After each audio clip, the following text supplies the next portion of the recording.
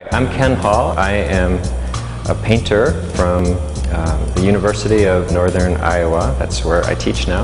And I'm responsible for the work in this show. The title of the show is Fragments, and you're watching For Art's Sake.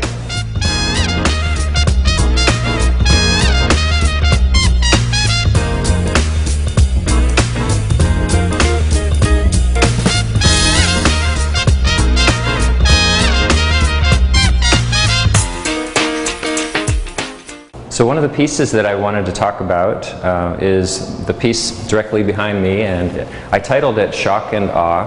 The title comes from a phrase that was used during the Desert Storm Gulf War, and it had something to do with bombing our enemies into submission. And that was something that idea kind of resonated with me, and the idea of violence of different sorts comes through in the work at different times.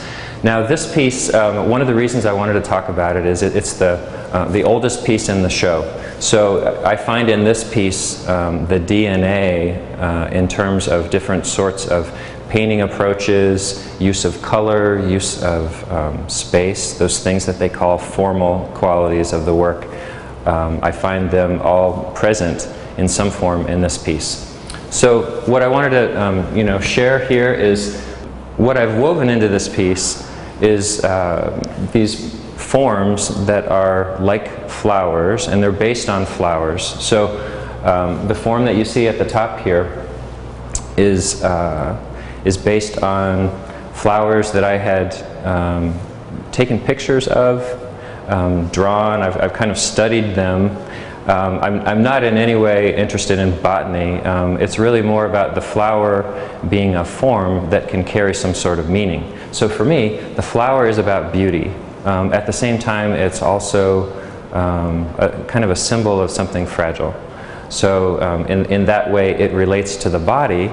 So the flower comes in as a sign or a symbol representing the body somehow. So this flower form up here, besides representing possibly something human, it also has a kind of sort of a twist. So one of the other things that happens pretty frequently in my work is the use of these forms that are like vortex forms. So we have this form up at the top.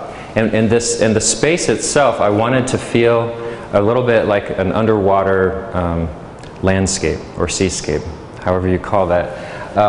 The green here isn't necessarily the green of being in the ocean, but it's also not a sky green. So it's something in between. One of the qualities that I like to get in my paintings is a kind of ambiguity, so that the viewer doesn't feel like they're entirely stable in the piece. So I've got this kind of underwater space, and then in making the piece, I wanted to create, I guess, a sense of motion. So down at the bottom of the painting, I've got these kind of swirling forms to be something like a whirlpool, something that could potentially suck you under.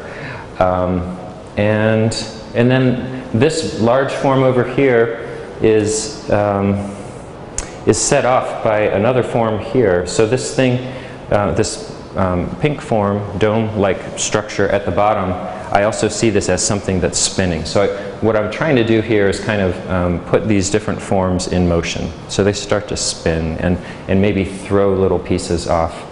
And then finally, really the reference that kind of sealed the name for me is the area down here, which is based from an aerial photograph of a city. And as I started to draw that piece and kind of craft it in there, it made me think about how, or maybe what Air Force pilots would see as they're looking out the window, ready to drop bombs. And so finally, the way the piece all came together in the center, I felt like there needed to be something that kind of unified everything. And so this form right here, I based off of a piece of ginger that I picked up at the grocery store. And when I picked this piece of ginger up, it looked a little bit like a hand, and there was something about that. So for me, I find forms that that go on the back shelf in terms of informing the work. So this piece of ginger for me was that hand form that in this painting starts to thrust out in space. It's sort of like a plea for help. So there, without creating the whole story, it represents kind of a cry or anguish. So the next piece that I want to talk about here, this piece is titled Just Not in the Mood. Just Not in the Mood was made in 2011, so it's fairly recent. And it's probably one of the favorite pieces that I've made. The figure here is, the large figure was lifted, it was appropriated from a painter named Bouguereau, who painted in the pre-Raphaelite time period. So it's an art historical reference. But you'll probably see from the way that it's painted that it's not painted in a pre-Raphaelite style. If you think about maybe Renaissance painting, that's another maybe simpler way to think about the kind of attention to the human form and accuracy in the figure. Instead, I use it like a structure. So really, in this case, the body comes in as a large form that I'm building through paint, but at the same time, it's falling apart. So there were some pieces that preceded this. So as an artist, I find that I get bits and clues of where my work is going and what the work is about. It doesn't all just arrive at once. So I've had some previous paintings where figures were starting to kind of unravel or fall apart. But in this piece, I found that there was a really interesting way that where the figure is defined and concrete and substantial in some areas, and then in other areas it's almost as if the paint is just starting to take the flesh along with it. While that's happening, there's also this kind of peaceful way that you can see through the figure, and there's something on the other side which has a sort of luminosity. So there's like a light space back there. So all of the crazy activity, the gestural marks, and the way that paint seems to be flying around on the surface is offset by something a little bit more peaceful in the background. This is actually pretty close to the original painting. It's one of the few places, here in the breast and this part of the body, and then here in the fabric, I really felt like I wanted to stay with some of the original information, partly because the way this was painted in the original painting was interesting and a little bit clumsy to me. It was almost as if some of these things were sort of disregarded and they were painted more abstractly by Bouguereau while he focused on the face and while he focused on the breast. So that's one of the reasons why, or the reasons behind some of the decisions that I make. And then as the painting started to come together, I knew that I needed the figure.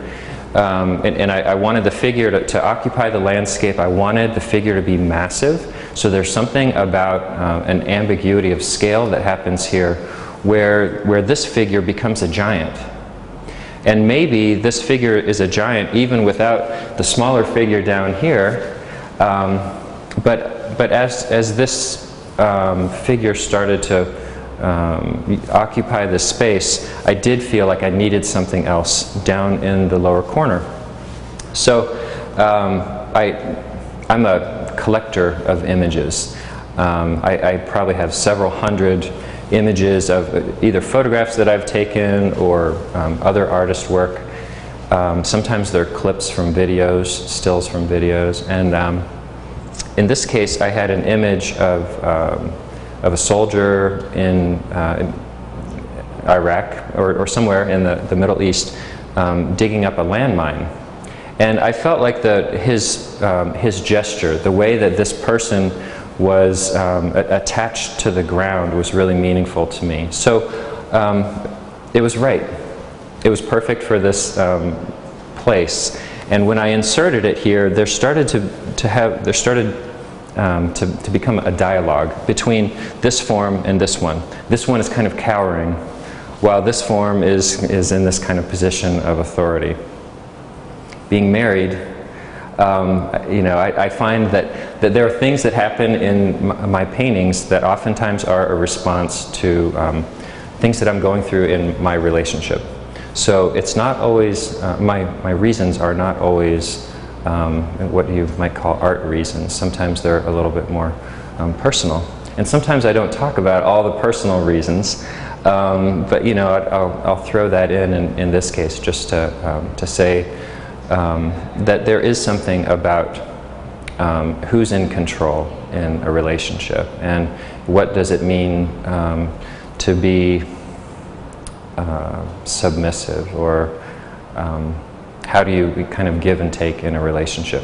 And it also shows up in the title of the piece. So just not in the mood is kind of a cliche, like honey, I've got a headache. So this piece, this shaped piece, which is roughly 8 feet by 8 feet, you can tell from me standing here about how large it is called Flirty. And you know, in explaining and talking about my art, sometimes I feel like it sounds simple. I can give reasons for why I make pieces, and the reality is that the best work that I make tends to surprise me when it's finished, or surprise me as it's coming together. And sometimes in a piece like this, I'm sometimes at a loss for words about how certain things happen and why certain things are the way they are. I can tell you a little bit about the figure here. So this on the right lower part of this piece, the figure comes from Fragonard's painting of the swing. And the story, just a little background, it's about a scene that takes place out in the country. There's a young girl who's swinging on this rope swing, and her lover is hiding behind the bushes, and he's kind of looking up her skirt. And meanwhile, I believe it's either her dad or a minister who's standing next to him. And so there's this kind of awkward tension of you know, these two lovers in the scene, and then you know, the sort of intruder who's also watching. So I've always found the piece to be really rich, and I knew that I wanted somehow, as I started looking at different art historical references and letting these things start to come into the paintings, I knew that the Fragonard swing image was something that I wanted to talk about. I've painted over the entire painting a couple times. So this painting had a previous life where there was actually a panel in the center. So the piece was 12 feet wide. It was, you know, 1/3 larger or wider than it is now. When I decided to finish it off again for this piece, and I think I'm done, I decided to take out the center panels, because I felt like that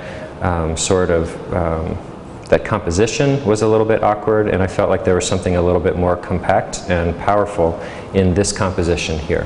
So that's one of the reasons, you know, why it has this particular shape. Now, in terms of the imagery, I didn't want to just take the Fragonard image at face value and just insert it into a painting. I had started to take pictures of water splashes as forms that were interesting to me. And in the top of the painting, in the right upper corner, there's a kind of the remnants of this water splash. So in the studio, as I was starting to look at this image and what I wanted to do with it, I took the photograph, and I'm going to totally demystify this painting, so watch out. I put the photograph in the bottom of the sink, and I turned on the water. And I took pictures while the water was cascading down onto the photograph. So that's where this form up in the upper right comes from. It was actually this photographic event capturing this thing in motion.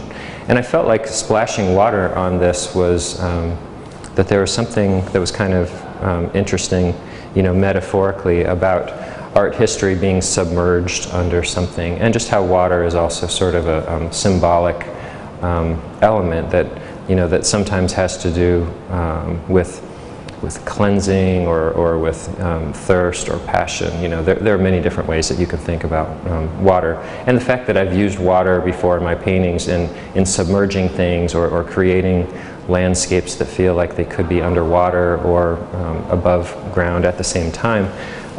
So all of those reasons, you know, together made me choose this splash form. And then the other thing that I wanted to mention about this piece, and I've got a couple other shaped pieces, was the decision to shape a panel was something, it wasn't exactly a eureka moment. I didn't just start making these things in a very competent way. I started by making rectangular pieces and putting them on the floor, and I just realized that it wasn't working. There was something about the rectangular format of a painting which couldn't exist on the floor. As soon as I shaped it, then it had other reasons for existing on the floor. So this is a little bit like a splash, almost as if, you know, someone had spilled color on the floor of the gallery, and so that's part of the reason why the shaping happens the way that it does at the edges. It's almost as if I took all these colors and it magically made a painting. But then there are other reasons too. You know, again, I'm all about ambiguity and having multiple kind of meanings happening at the same time. So the other reason for this format is it was derived from images of thunderheads and the way that that storms form. Diagrams that I've seen in meteorology, you know, show different parts of the cloud. And so there's the base of the cloud, and then as the air gets sucked up into the anvil, it, you know, forms this sort of heavy top shape. And then there are these structures on the side that happen in violent weather that sort of look like these cauliflower forms that are a little bit farther down. So all these things, you know, made this kind of storm cloud a possibility for shaping the work. Yeah, the name of this piece is Come Undone, and the title for the piece is actually inspired by a 1980s video from Duran Duran that was playing. I said that my influences come from a variety of places, and I guess I'm kind of a product of the 80s. There was a particular image of this woman who was underwater and trying to escape from chains, and initially she was here, and there was a space that was kind of swirling around her, and in the end I realized that what I really wanted to get out of this was that sense of swirling, and I found in weather, in cloud forms, something that was maybe a little bit more appropriate. So I mentioned in the last piece, the floor piece, which I call Flirty, that I alluded to a thunderstorm anvil cloud, and sort of more of like a diagram from that. In this case, the cloud itself, which now I really feel like a weatherman. This here is a wall cloud. So as a storm starts to rotate, it often has this structure down on the bottom that spins, and that's what this is. So what I wanted to do in this piece was I wanted to give the viewer the sense that there's something inside the painting that's rotating. I also wanted it to be a little bit more realistic than some of the more abstract gestural movements that happen in some of my other pieces. And I also wanted to mention, since I'm here in Champaign, that I went to the University of Illinois some years back in the late 90s to study engineering. And while I was here, we had a tornado outbreak. I think it was in '96, and it was also the same year that Twister came out. Ironically, that movie played, I remember, within weeks of picking up from the outbreak, and the town of Ogden, I think, took a really heavy hit at that time. So where I was living at the time was in a duplex in Urbana, and my wife was pregnant, and when the tornado siren started going off, the duplex that we lived in didn't have a basement, so we really didn't have anywhere to go. She went into the bathroom and crawled into the tub with some blankets and pillows, and I wanted to go out and see it.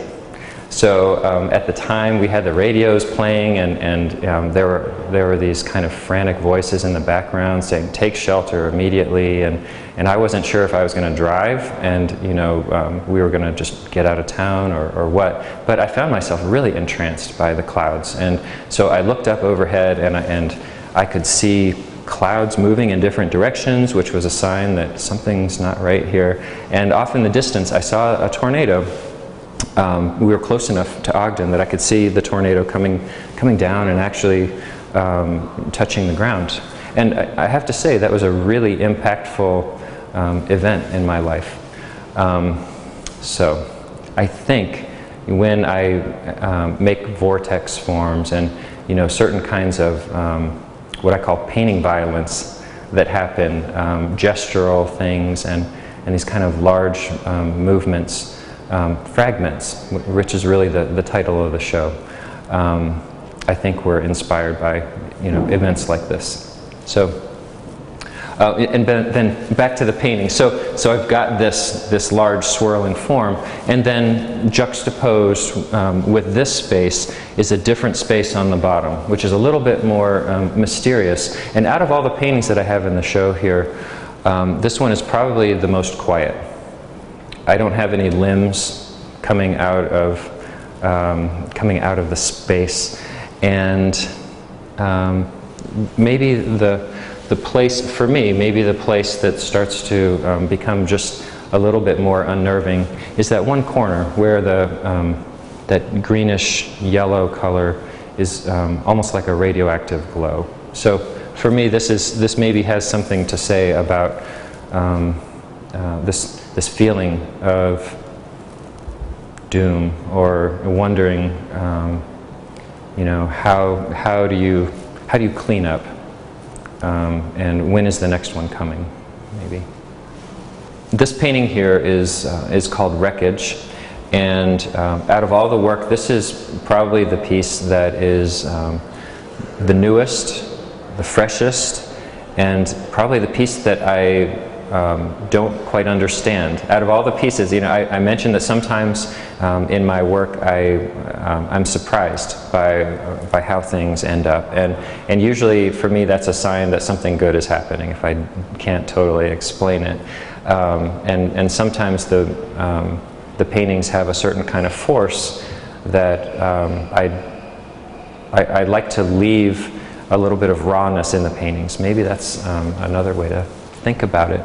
So in this painting,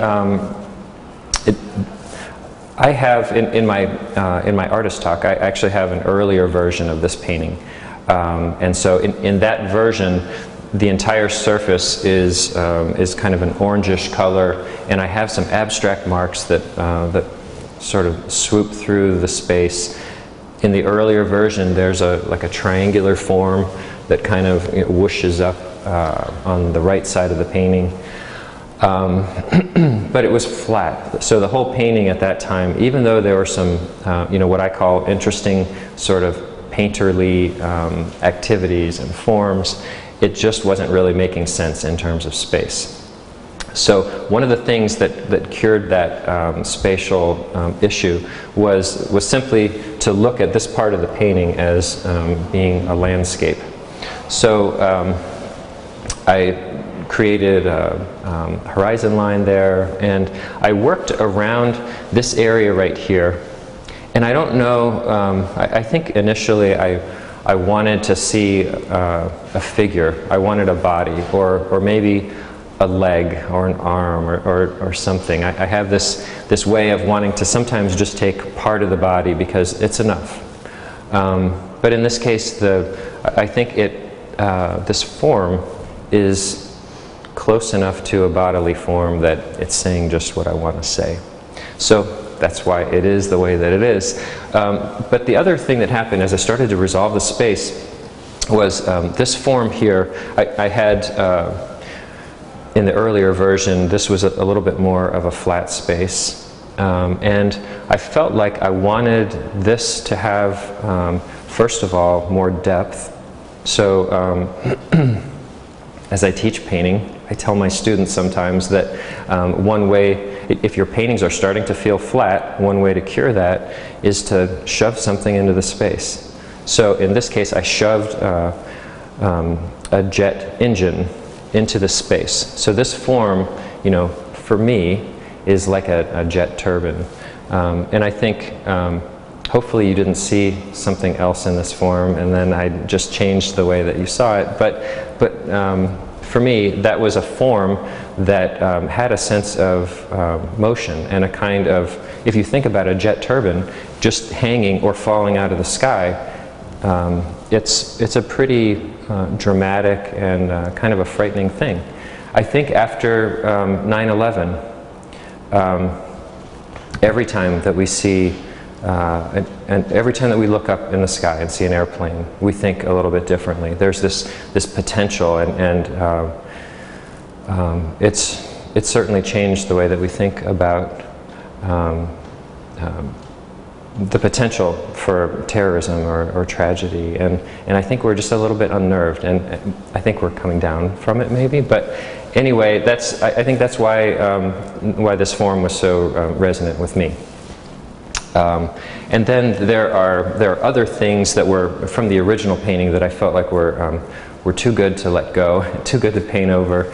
Sometimes I think about crafting a painting and this process of improvisation and, you know, letting one form go and bringing another form in.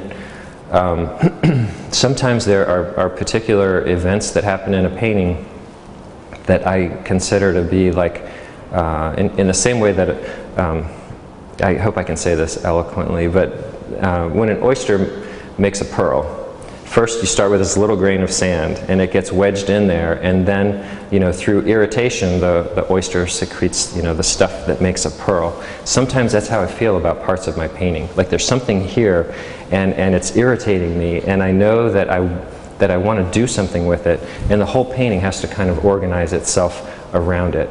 Sometimes in a form like this, it becomes a force. These things kind of swirl, and then they're like shooting out these smaller fragments. Sometimes I can't even really find the words for what it's doing, but I know that it's important. And then finally, you know, one of the things about this painting that's a little different from my other pieces, as I started to think about what was happening between these two areas, and there's a division right here. First of all, this was the first time that I've tried using spray paint. So I've always wanted to tag my own paintings. It's kind of that, you know, subversive teenager in me. And so there's something back here, this silver spray paint, that was fun. I mean, sometimes, you know, art is just fun, and you don't have to make excuses for why you do it. But this tagging back here also created a kind of glow. The glow happens up here, but it also carries on through these areas here. And then at the bottom, I think, is maybe one of my favorite passages, where the whole bottom of this yellow form seems to glow against the darker area beside it. And then finally, what makes the painting, you know, so kind of unnerving for me and new and fresh is that it's almost as if the painting is fighting with itself. So I want the forms to make sense. I want the composition to make sense. So certain kinds of compositions can be heavy, and they can, certain compositions can move and twirl. In this case, there was such a distinction from one side to the other that it's almost as if the painting is being torn right down the middle. And for me, that kind of metaphor is really interesting.